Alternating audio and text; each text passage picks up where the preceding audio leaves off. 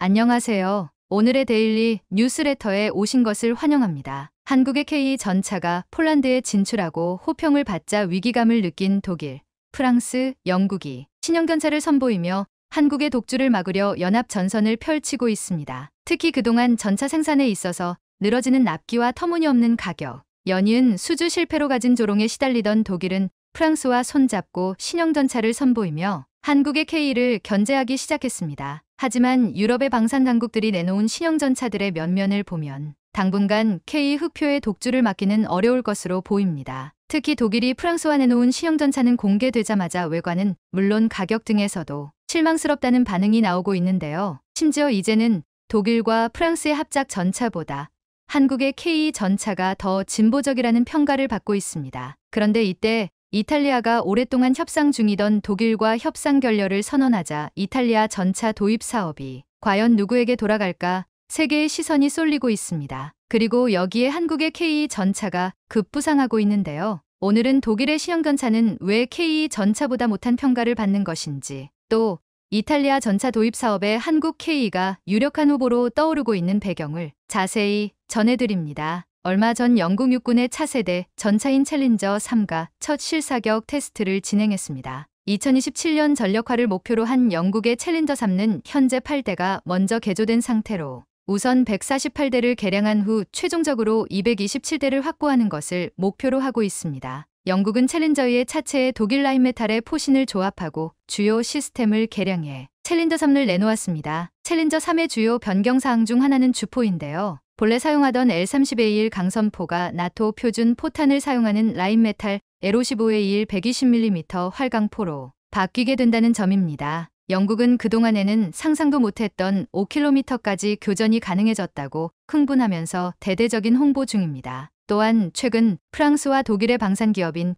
KNDS는 140mm 대형 주포로 포탑을 적용할 수 있는 새로운 버전의 레오파드 2 전차를 전격 공개했는데요. KNDS는 독일의 크라우스 마페이, 베그만사와 프랑스의 넥스터사가 50대 50지분으로 참여한 유럽 최대의 지상 장비 방산 업체로 알려져 있습니다. 일단 KNDS가 공개한 세부 정보를 보면 레오파드 2 ARC 3.0은 우크라이나 전쟁에서 위협으로 떠오른 드론과 교전할 수 있는 30mm RCWS를 갖추고 대전차 유도 미사일 발사기가 내장되어 있으며 전차에 장착된 베트로닉스 전자지도에 의해 적이 어디에 배치되어 있는지를 파악할 수 있는 기능 및 자동 장전기를 탑재하고 있습니다. 무엇보다 레오파드 2 ARC 3.0의 가장 큰 장점은 무인 포탑과 고객의 요구에 맞춘 포탑 탑재 능력입니다. 프랑스와 독일은 이 새로운 포탑은 고객의 요구에 따라 120mm 주포는 물론 수년 전부터 개발 중인 130mm 및 140mm 주포도 장착할 수 있다.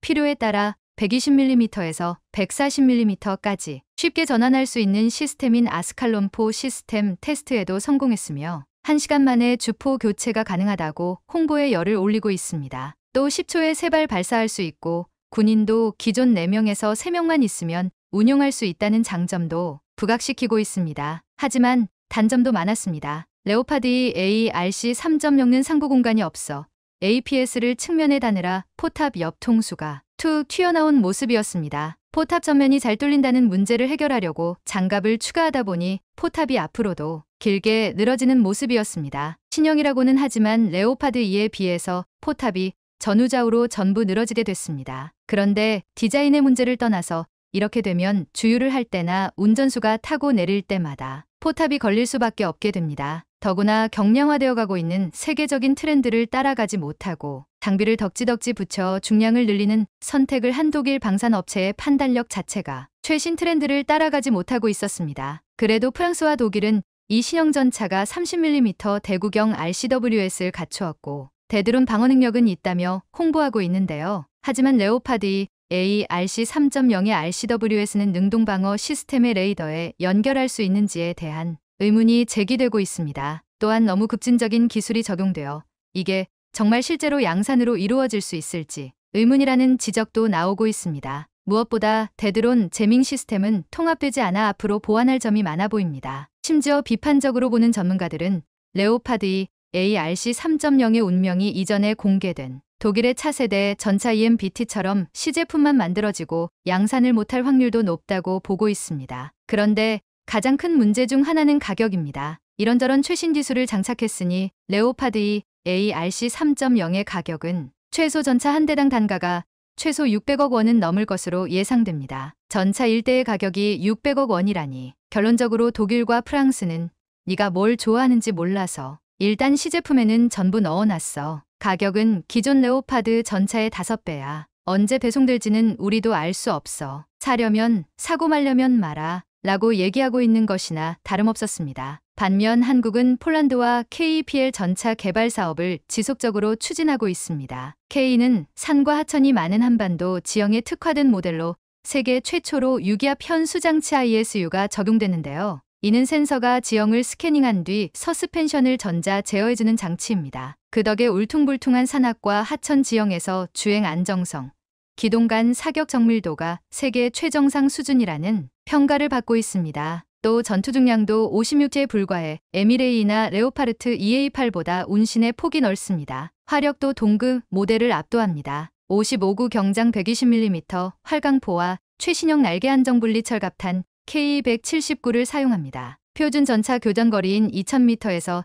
70만 800mm의 장갑판을 관통할 수 있습니다. 이는 미국의 수출용 KW A3나 독일 DM63을 능가하는 것으로 러시아 최신형 주력 전차의 전면 장갑을 일격에 뚫을 수 있는 수준입니다. 한국은 폴란드형인 KEPL 전차에는 4채널 데드론 제밍 시스템을 탑재했고 수출용 KEX 전차에는 데드론 제밍총을 장착하여 고객의 요구와 전장의 상황에 따라 더 적합한 제밍 시스템을 활용할 수 있도록 했습니다. 이렇게 독일이 옛날의 독일이 아니라서 그런지 생각보다 신형 전차에 대한 반응이 그저 그런 가운데 최근 독일의 유럽 방면에 커다란 계약 하나가 날아갔다는 비보가 전해졌습니다. 그것도 레오파드 EA8 전차에 관한 계약을 말입니다. 더구나 그 계약이 한국의 KE 전차에 넘어갈 가능성이 높다는 것이 알려지자 전통적인 군사 강국인 독일은 적잖이 당혹스러운 모습입니다. 현지 시각 지난 6월 11일 이탈리아 레오나르도와 프랑스 독일 합작 KNDS가 레오파드 EA8 전차 공동개발 및 생산을 중심으로 하는 협상의 결렬을 발표했습니다. 프랑스와 독일의 합작사인 KNDS와 이탈리아 레오나르도의 협상은 2023년 12월에 시작되었는데 프랑스와 독일이 진행하고 있는 차세대 전차 개발을 위한 주력 지상전투 시스템 MGCS에 대한 협력도 포함되어 있었습니다. 이것은 이탈리아가 C1. 아리에테 전차 일부를 레오파드 EA8 전차로 대체하려던 계획이 난관에 봉착했음을 의미하는 것이라 전 세계 방산 업체들의 비상한 관심을 끌었습니다. 특히 한국의 KEPL 전차의 기회가 열릴 수 있다는 것을 의미하는 것이라 방산 당국들의 이목을 끌기에 충분했습니다. 현재 한국과 폴란드가 추진하고 있는 KE 전차의 폴란드형 모델인 KEPL 전차는 폴란드, 즉 유럽 내에서 생산하는 전차이기 때문에 프랑스와 독일이 그렇게 주장하는 유럽 내 생산 전차여야 한다는 점을 충족시킬 수 있기 때문입니다. 이탈리아의 레오파드 EA8 전차 도입 움직임은 2023년 3월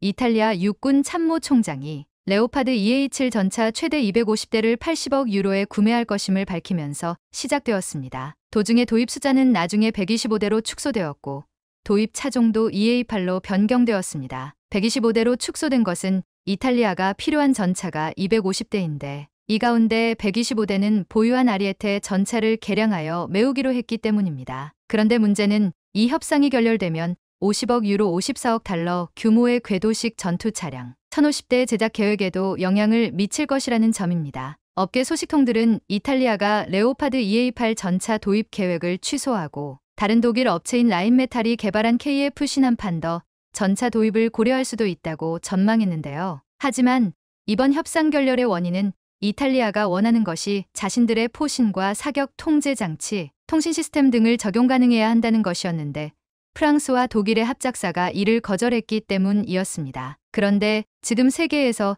이런 이탈리아의 요구 조건을 가장 잘 맞춰줄 수 있는 나라가 어디일까요? 한국보다 더 옳은 선택지, 한국보다 더 좋은 선택지는 없을 것입니다. 더구나 이탈리아는 협상 결렬을 발표하면서 이렇게 밝혔습니다. 레오나르도는 이탈리아의 요구 상황을 충족하고 최신 솔루션을 제공하며 다른 자격을 갖춘 국제 파트너와 협력해 지상 전투 시스템을 개발할 것입니다. 이탈리아가 같은 유럽 내 국가의 전차인 라인메탈의 링스 등을 구매할 수도 있지만 방산 계약은 끝날 때까지 끝난 것이 아닙니다. 따라서 이탈리아 전차 도입 사업이 KF51과 K 전차의 2파전이 될 가능성도 제기되고 있는데요. 혼돈의 이탈리아 주력 전차 사업.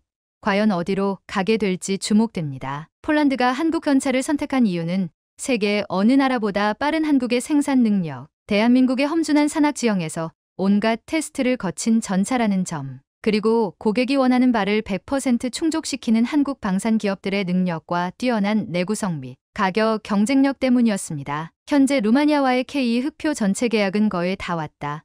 이제 딱 반걸음 정도만 남았다는 게 업계의 시각입니다. 루마니아 외에도 여러 유럽 국가들과 협상 중인데요. 이런 K 전차라면 이탈리아가 원하는 요구 조건을 충족하고도 남을 것입니다. 세계적인 베스트셀러인 K9 자주포가 폭발적인 인기를 얻으며 독보적인 지위를 이어가고 있습니다. 특히나 얼마 전 유럽에서 K9 개량형 모델의 실사격 및 실전기동 현장이 공개되며 전 세계 방산업계를 다시 깜짝 놀라게 만들었는데요. 더구나 최근 유럽에서 K9 자주포를 더 많은 곳에서 원하고 있어 이제 유럽 시장을 완전히 장악했다는 이야기가 나오는 등 북미 진출만 남았다는 평가가 나옵니다. 반면에 앞서 K9를 배신한 영국이 독일에 크게 뒤통수를 맞으며 자신들의 선택을 땅을 치고 후회하고 있다는데 한국산 무기 체계에 흠뻑 빠진 루마니아가 조만간 K9 자주포 도입 계약을 끝마칠 것으로 보이면서 방산업계에 따르면 루마니아의 자주포 도입 사업에서 K9은 독일과 튀르키예를 제치고 수주 가능성이 높은 상황으로 최종 결과 발표만 기다리고 있는 상태입니다. 실제로 지금까지 루마니아 자주포 도입 사업 입찰 경쟁에서 한국만 유일하게 이름이 올라와 있는 상태로 이에 따라 사실상 한화에어로스페이스가 낙점될 가능성이 큽니다. 다시 말해서 루마니아 측에서 자주포 도입 사업을 백지화하지 않는 이상 K9 자주포 도입이 확실시된 상황인 겁니다. 현재 루마니아는 K9 54대를 비롯해 탄약 1만 8천여 발을 한화에어로스페이스로부터 들여올 예정으로 총 규모는 우리 돈으로 약 1조 2,500억 원으로 추산됩니다. 이렇듯 루마니아가 한치의 망설임 없이 K9 도입을 결정한 건 최근 폴란드에서 있었던 나토 최대 규모의 합동 군사훈련에서 드러난 K9의 놀라운 성능 때문인 것으로 보입니다. 당시 진행된 군사훈련에서 K9는 100%에 가까운 정확도를 보여주며 현장에 있던 유럽 각국의 군 관계자들의 마음을 완전히 사로잡았습니다. 나토 회원국으로 참여한 루마니아 역시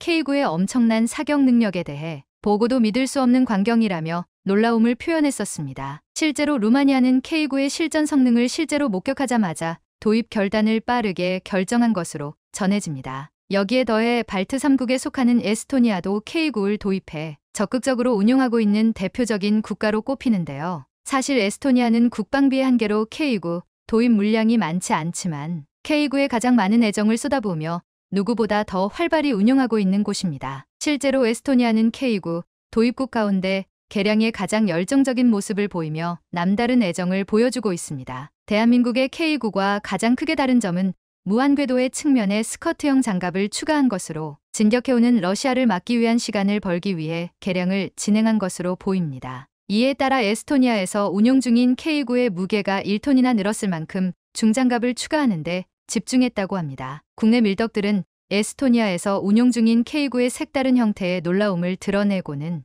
에스토니아를 인정하는 분위기였는데요. 사실 이렇게 에스토니아가 K9 개량에 집중하고 있는 건 그만큼 K9에 대한 애정이 깊다고 볼 수 있습니다. 지형, 환경 등 자신들에게 가장 최적화된 무기 체계가 K9임을 인정한 것으로 K9 성능에 대한 자신감을 근거로 현지 상황에 맞게 성능 개량을 진행할 수 있었던 겁니다. 또한 최근 이를 방증하듯 얼마 전에는 한국을 넘어서는 사정거리를 실사격 훈련에서 보여줘 우리 군 관계자들을 감탄하게 만들었습니다. 주요 외신에 따르면 에스토니아가 최근 현지 사격장에서 실시한 K9 실사격 테스트 훈련에서 K9로 70km 사격에 성공한 것으로 알려졌습니다. 이는 K9 사격의 최고 기록으로 실제로 앞서 대한민국에서 실시한 K9 테스트에서는 60km 사격에 성공했었습니다. 에스토니아에서 K9 생산국인 한국보다 더 먼 거리로 사격에 성공한 것으로 독자적인 개량을 하면서 한국보다 더 뛰어난 성능을 증명하는 등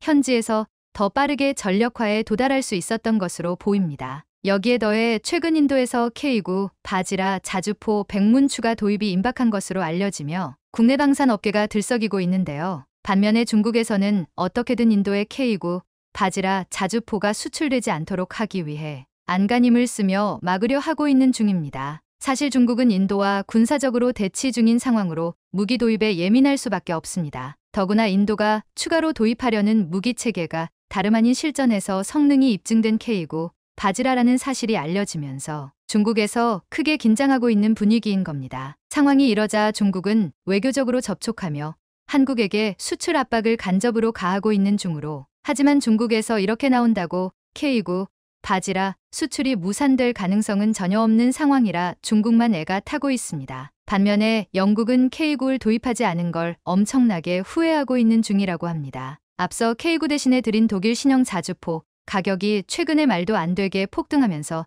자신들의 선택을 자책하고 있다는데요. 방산업계에 따르면 영국은 최근 차기 자주포 사업에서 아예 입찰하지도 않고 한국 대신 독일과 자주포 수의 계약을 맺기로 하는 등 K9보다 비싼 독일의 RCH-155를 택했습니다. 이로써 한화에어로스페이스는 로키드 마틴, 레오나르도 등과 컨소시엄을 맺고 K9 수출을 계획하고 있었지만 현지 사격 평가 등 경쟁 절차도 거쳐보지 못했습니다. 당시 입찰 경쟁에서 K9 자주포가 품질과 가격, 제반 능력에서 우위라는 평가를 받았지만 방산업계에서는 정치적 역학관계에 따라 고배를 마신 것으로 분석했습니다. 작년에 노르웨이가 차기 전차 사업에서 K2 흑표 전차 대신 독일의 레오파르트 EA7 전차를 구매했던 것과 같은 맥락이라는 겁니다. 그런데 실제로 이번에 영국과 독일은 정상회담 후 자주포 계약을 체결했는데요. 주요 의신에 따르면 정상회담을 통해 양국은 독일 기업들이 영국에 그린 수소 수출 등 재생에너지 생명과학 등 한화로 약 14조 원을 투자하기로 한 것으로 알려졌습니다. 그것도 그럴 것이 K9과 독일의 RCH-155의 가격과 성능 등을 하나씩 따져보면 정치적인 이유가 있었다고 판단할 수 있는 상황입니다. 대당 가격은 한화 기준 K9이 4,050억 원인 반면 RCH-155는 170여억 원 수준으로 대당 생산 시간 등 제반 능력도 한화가 훨씬 더 우월하다는 평가가 지배적입니다. 이에 군사 전문가들은 품질과 가격에서 K9A가 RCH-155에 밀린 것이 아니라 영국이 독일과의 정치적 관계를 의식한 결과라는 분석을 내놓고 있는 상황입니다. 더구나 최근 유럽을 중심으로 자국이나 유럽 무기를 사용하자는 목소리가 나와 한국 방위산업을 견제하려는 분위기가 조성된 것도 한몫한 것 같은데요. 앞서 프랑스 마크롱 대통령도 프랑스 파리 소르본대에서 EU 의회 관계자를 대상으로 한 연설에서 유럽산 무기를 사자고 목소리를 높이는 등 한국 방산을 경계하는 모습이 있었습니다. 그런데 최근 영국이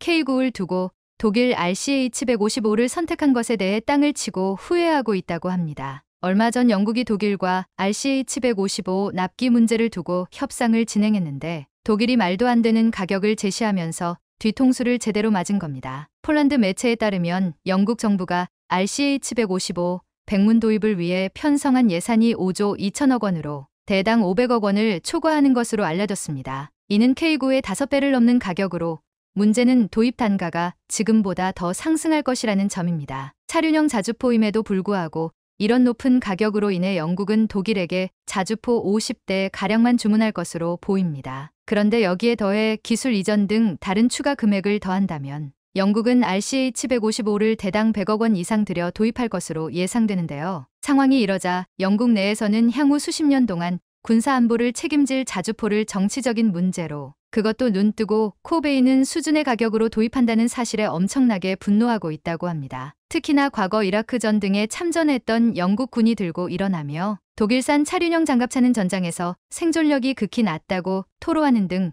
분위기가 심상치 않습니다. 여기에 더해 최근 영국에서 독일 자주포 영상과 K9 비교 영상이 회자되며 여론이 좋지 않은 상황입니다. 그것도 그럴 것이 대다수의 군사 전문가들이 RCH-155 실전 성능에 대해 부정적인 가운데 최근 공개된 영상에서 RCH-155가 사격할 때마다 반동이 두드러지며 뻥스펙이 탄로났다는 이야기가 나오고 있습니다. K9를 눈 앞에서 놓친 영국이 결국 엄청난 실수를 저지르고 만 것으로 보이는데요. 반면에 대한민국의 K9는 전혀 아쉬운 기색 없이 여전히 승승장구 중입니다. 다름 아닌 이제 K9 자주포가 북미 방산 시장까지 진출을 앞두고 있는 등 최근 분비 확장을 발표한 캐나다에서 수주가 거의 확실시되고 있는 상황인데요. 방산업계에 따르면 지난 2일 한화에어로스페이스는 노르웨이의 글로벌 방산기업 콩스버그와 손잡고 캐나다의 K9 패키지 수출을 추진하기로 하고 MOU를 체결했습니다. 세계 자주포 시장 점유율 1위 K9에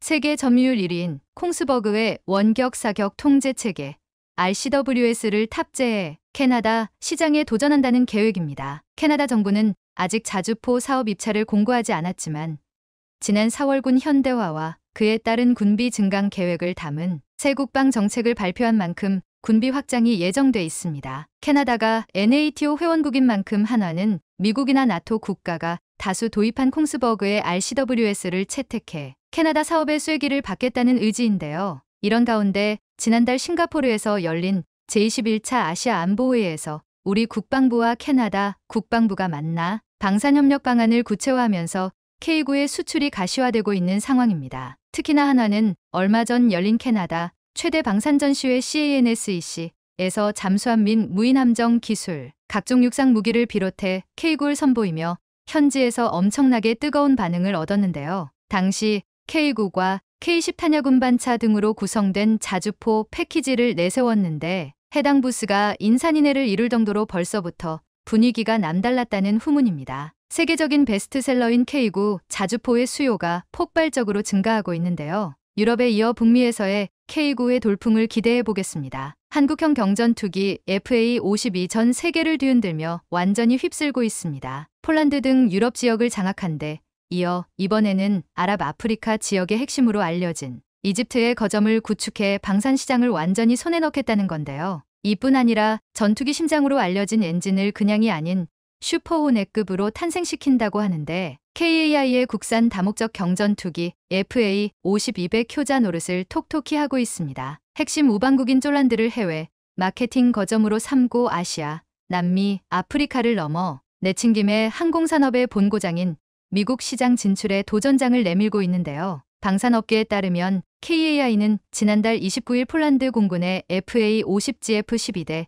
납품을 전달하며 수출 계약을 체결한 지 1년 3개월 만에 납품을 성공적으로 완료했습니다. 앞서 KAI는 2022년 9월 폴란드와 FA-50-48대 수출 계약을 체결했는데 남은 물량 36대는 쫄란드 공군의 요구에 맞춰 FA-50PL로 개발해 2028년까지 납품할 예정입니다. 이렇듯 FA-50은 폴란드 주력 전투기를 대체하는 핵심 기종으로 주목받고 있는 상황으로 노후화한 미그-29와 수호이-22 전투기를 FA-50으로 대체해 공군 현대화를 추진하려 하고 있습니다. 여기에 더해 필리핀도 FA-50 도입에 관심이 아주 많은데 차기 전투기 선정 사업으로 FA-50 블록 20을 눈여겨보고 있는 상황입니다. 개량형 모델인 블록 20은 항속거리와 무장 능력을 확대한 모델로 AESA 레이더, AIM-120 암람 중거리 공대공 미사일을 탑재할 수 있어 동급 최강 전투기로 불립니다. 사실 필리핀 공군은 2015년부터 FA-50PH 12대를 운용하고 있는데 뛰어난 격추 성능에 만족감을 드러내고 있는 중입니다. 우즈베키스탄도 FA-50 도입을 타진하고 있는 중인데 바우디르 쿠르바노프 우즈베키스탄 국방장관은 작년 8월 국방장관회담에서 우리 국방부의 방산협력에 대한 러브콜을 보내왔습니다. 우즈베키스탄을 비롯해 러시아 무기에 의존하던 중앙아시아 국가들은 최근 지정학적 긴장이 고조되면서 수입처 다변화를 꾀하고 있는 중이라 적극적인 움직임이 많은 상황입니다. 이뿐 아니라 이집트 공군의 고등훈련기 사업 수주 가능성도 매우 큰데 현재 KAI는 이집트와 FA-50 36대 수출 협상을 진행 중인 것으로 알려졌습니다. 특히나 이집트의 경우 향후 추가 주문 가능성도 있어 앞서 KAI는 이집트 수출을 최우선 과제로 마케팅을 집중했고 현재 협상이 막바지 단계인 것으로 전해집니다. 이렇듯 KAI는 아프리카의 안보 전략의 요충지인 이집트를 넘어서 항공산업의 본고장인 미국 시장에 도전장을 내밀겠다는 큰 그림을 갖고 있는데요. 방산업계에 따르면 미국은 내년까지 280대 규모 공군 전술훈련기와 220대 규모 해군 고등훈련기 전술훈련기를 도입할 계획입니다. 우크라이나 사태, 중동 전쟁 등으로 인해 최근 유럽을 중심으로 빠르게 무기 재고가 소진되고 있는 만큼 FA-50의 미국 시장 진출 도전에 대해 승산이 있는 도전이라는 평가가 나옵니다. 그런데 최근 이집트에서 FA-50 경전투기 36대 생산 협약 체결 소식이 전해지면서 방산업계가 들썩이고 있는데요. 이집트 FA-50 수출권의 경우 이집트 현지에 생산 공장을 짓고 자체 제작하는 방식의 수출로 진행될 가능성이 높은 것으로 전해집니다. 최근 언론 보도에 따르면 우선적으로 FA-50 36대를 생산하고 추가로 더 생산 계획이 있을 가능성이 매우 큽니다. KAI는 이집트를 아랍 아프리카 지역의 FA50 수출과 유지 보수 거점으로 활용할 생각을 가지고 있는 상황입니다. 사실 이집트 FA50 수출은 1년 전부터 계약 이야기가 글로벌 방산업계에서 나오고 있는데 지난달 계약이 막바지에 이르렀다는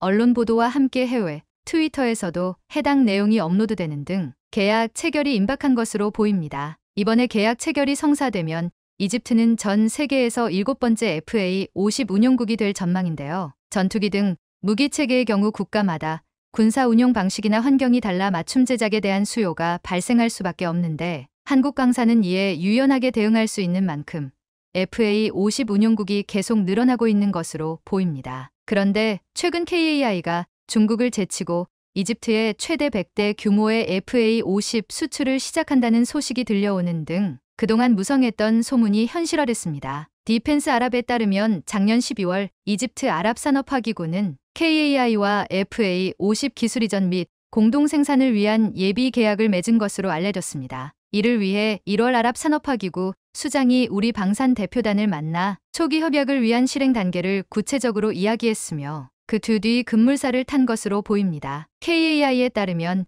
이집트와 FA50 공동 생산과 더불어 지역별 수출 센터를 설립해 관련 서비스를 제공한다는 계획입니다. 현재 이집트는 공군의 현대화를 위해 첨단 훈련기 100대를 계약하는 걸 타진하고 있는 중으로 이 가운데 FA50이 낙점된 것으로 보입니다. 실제로 FA50은 이집트 공군의 주력 전투기인 F-16과 호환성이 매우 높아 차기 전투기로 적극적인 관심을 보이고 있는 것으로 알려졌습니다. 더구나 FA50은 경쟁사인 중국의 AVIC L-15, 이탈리아 레오나르도 M346과 견주어 볼 때 교육과 훈련에 최적화돼 있어 향후 이집트 공군의 핵심 기종으로 활약이 기대됩니다. 실제로 강구영 KAI 사장은 작년에 열린 리마 국제에어쇼에서 이집트에서 우선 협상 대상자 선정이 조만간 진행될 것이라며 FA50 100대를 수출할 수도 있는 매우 큰 시장으로 기대가 된다고 말했습니다. 이런 KAI의 기대감과 노력에 부응하듯 이집트에서 좋은 소식들이 계속해서 들려오고 있어 뿌듯한 상황인데요. 그런데 해당 소식을 들은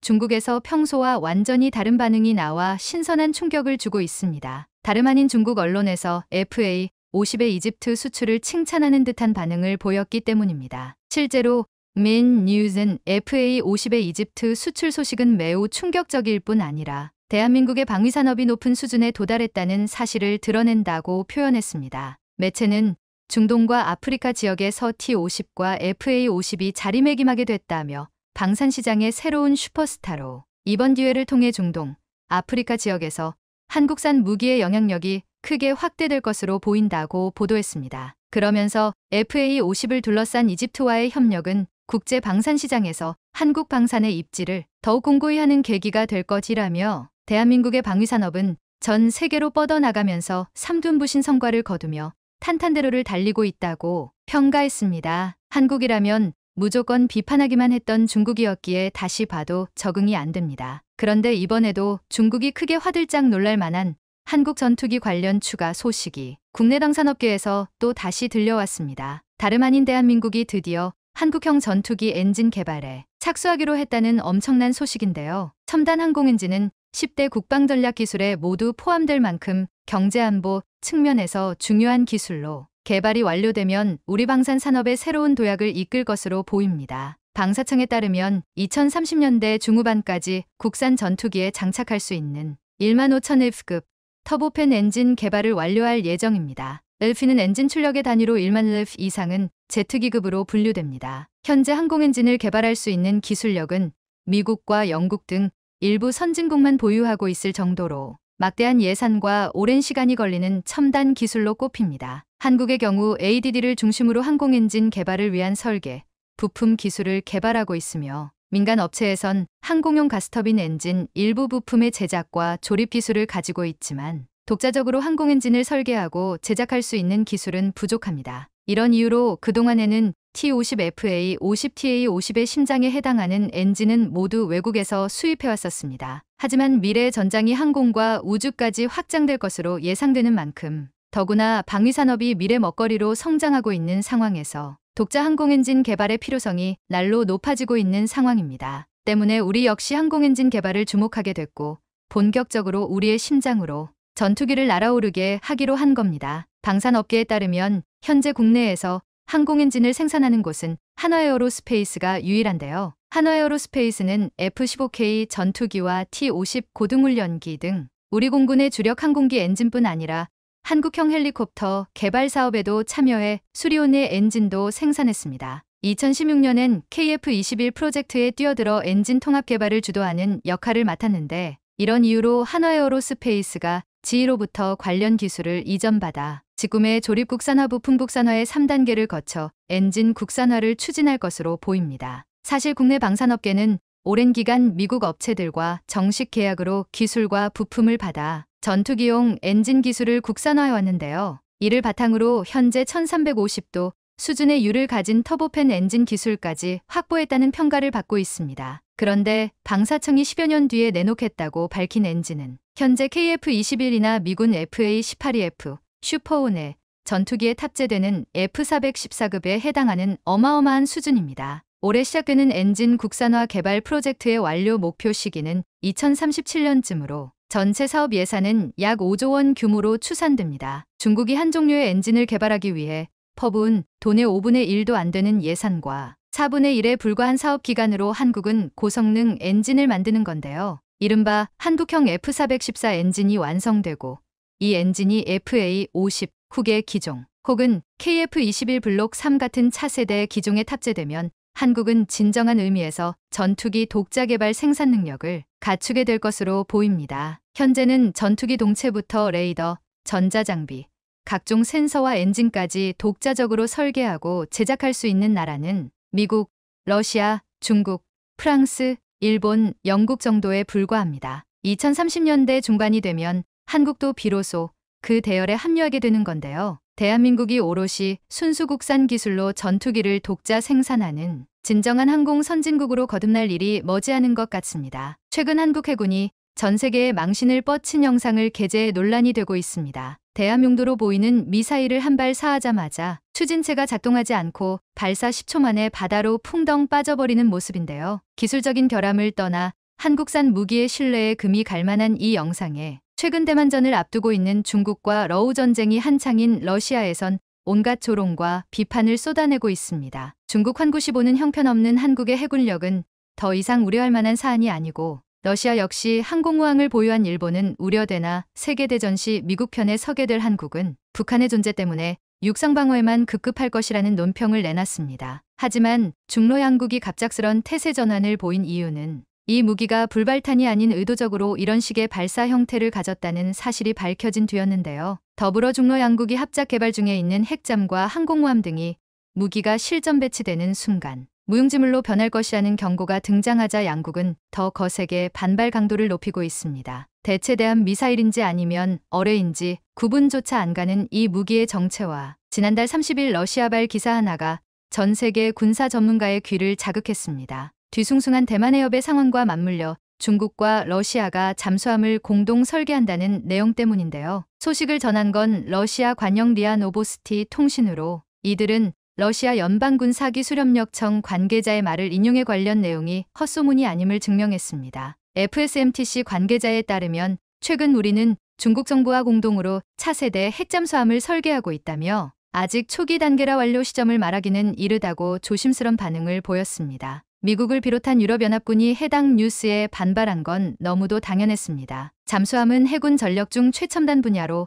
바다 깊숙한 곳에 숨어 있다. 적이 상상하지 못할 때 기습 공격하는 소위 게임 체인저라 불리기 때문입니다. 최근 대만과 호주 정부가 잠수함 전력 확보에 열을 올리는 이유가 바로 이 때문으로 영국과 프랑스, 러시아, 독일 등 잠수함 선진국들은 잠수함을 수출하긴 하나 가장 중요한 핵심 레시피인 제작 기술을 이전해주지 않고 심지어 최신형 잠수함은 수출 대상에도 올리지 않고 있습니다. 전통적인 잠수함 강국인 러시아는 냉전 시절 골프급, 로미오급 잠수함을 소련연맹에 제공하며 중국 해군의 전력을 강화해준 적이 있으나 역시 기술 이전은 게렸고 때문에 중국은 잠수함 번조 기술과 관련해 천문학적인 비용을 치러야 했는데요. 다시 말해 중국과 러시아가 차세대 잠수함 공동 설계를 한다는 것은 서로의 패를 공유한다는 말이니 이는 서방 국가에 대한 사실상 전쟁 선포나 다름없었습니다. 하지만 도대체 지금에 와서 러시아가 중국의 기술 이전을 공유하겠다는 이유가 무엇일까? 가장 유력한 추측으로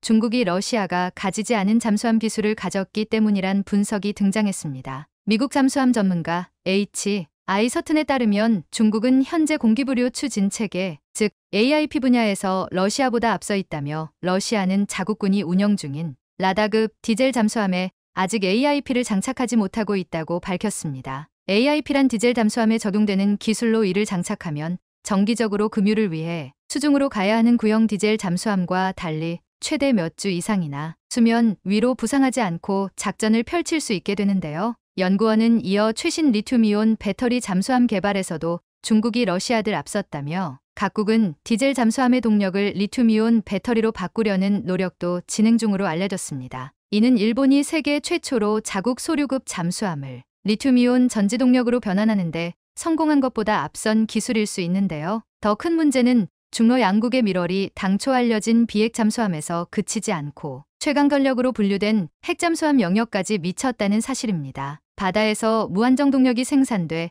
식량과 승조원의 정신건강 문제만 해결되면 이론적으론 몇 년 동안도 자망할 수 있고 때문에 그동안 이 분야에선 양국 간 사이에서도 절대 양보가 없었는데요. 오죽하면 지난 6월 러시아 관세청은 폐기된 핵잠수함을 중국으로 수출하려던 블라디보스토크 현지 기업을 적발하여 그 자리에서 핵잠을 불태움과 동시에 엄격한 군사기밀법을 적용해 법적 처리를 결정한 바 있었죠. 만약 중국이 정말로 대만을 침공한다면 군사 전문가들은 다음 전쟁터가 한반도가 될 수 있다는 무서운 경고를 날렸기에 한국으로선 반드시 이 같은 기술 동맹에 대적할 만한 신무기가 필요한 시점이었습니다. 하지만 최근 중러 양국은 한국이 선보인 새로운 대잠무기의 모습에 매우 당황한 기색을 숨기지 못했습니다. 지난 21년 우리 해군은 6번째 신형 호위함인 2800톤급 포항함을 진수시켰습니다. 이는 1500톤급 호위함과 1000톤급 초계함을 대체하기 위해 건조된 신형 호위함으로 2009년 퇴역한 과거 포항함의 이름을 다시 붙인 것인데요. 이 군함의 진짜 무서운 점은 바로 하늘을 나는 어뢰라 불리는 홍상어들 장착해 작전 능력을 대폭 향상시켰다는 점이었습니다. 대한 미사일인 척 공중으로 발사됐다가 힘없이 추락한 이 미사일은 사실 대함용이 아닌 대잠어뢰였던 셈이었죠. 홍삼어 어뢰가 수중에서 비밀리에 발사하는 일반 어뢰와 달리 적들에게 발각되기 쉽도록 굳이 하늘로 발사하는 이유는 바로 초장거리에 있는 적들을 섬멸하기 위함인데요. 로켓에 장착되어 추진장치에 의해 하늘로 발사된 어뢰가 다시 바다로 들어가 적함을 타격하는 방식이어서 긴 사정거리는 물론 공격력이 일반 어뢰에 비해 최소 수배에서 수십 배에 달하는 것으로 알려졌습니다. 한국 방사청에 따르면 최신 중형 잠수함의 가격은 한 척당 5천억 원에 이르지만 이에 비해 최대 20km 떨어진 곳에서 날아올라 적 잠수함 근처로 들어간 뒤 음파로 추적, 격침시키는 장거리 대잠어뢰 홍상어는 18억 원에 불과하다며 높은 명중률만 보장된다면 대잠어뢰 확충으로 중러에 대응하는 게 보다 현명할 수 있다고 말합니다. 참고로 홍상어는 국내 독자 기술로 개발해 2005년군에 실전 배치된 경어뢰인 청상어에 유도탄을 장착한 무기체계로 전투함이나 헬기 및 해상 초계기 부근에 잠수함만 공격할 수 있었던 청상어에 날개를 달아준 것이라 밝혔습니다. 하지만 2000년부터 12년간 1000억 원의 개발비가 들어간 홍상어는 지난 10년 동안이나 해군에겐 버린 자식이나 다름없었습니다. 운용시험 평가에선 4발 중 3발이 명중하여 평가 기준인 75%의 턱걸이로 합격한 정도였고 심지어 해군에 인도된 뒤에도 실사격 훈련에서 목표물을 마치지 못했기 때문에 해군 측에서도 불만이 크게 터져나왔습니다. 하지만 국방과학연구소와 방위사업청은 홍상어의 잠재력이 높다고 판단, 약 3년간의 상세 기술 분석을 실시해 품질을 개선해왔습니다. 실사격에서 목표물을 마치지 못한 가장 큰 원인은 물에 들어가는 순간 중력의 최대 300배에 이르는 충격을 견디지 못했기 때문이었고 연두팀은 목표 지점 상공에서 낙하 속도를 줄이기 위해 펼치는 낙하산의 고도를 종전 1km에서 1.2km로 높이며 입수 각도 또한 90도에 가깝도록 조정했습니다. 게다가 일부 부품을 내충격성이 우수한 것으로 교체하고 전원을 공급하는 커넥터를 고정시킨 뒤 발사해본 결과 연습탄 한 발을 맞춘 데 이어 전투탄 한 발까지 정확히 명중에 성공했습니다. 종전보다 더 엄격해진 기준을 통과함에 따라 방사청은 이미 납품된 50여 발을 회수한 뒤 개선된 홍상어를 본격적으로 양산하기 시작했습니다. 홍상어의 양산 소식에 중러 양국은 난리가 났습니다. 양산에 들어간 홍상어는 지름 533mm의 1톤가량의 무게로 종전보다 크기가 줄었지만 엄청난 파괴력은 그대로였기에 특히 목표물 아래 수중에서 폭발하면 폭발 과정에서 생긴 제트기류로 인해 수상함들에게도 치명타를 안겨다 줄 수 있었기 때문입니다. 무엇보다 홍상어의 본격 양산이 시작된 이래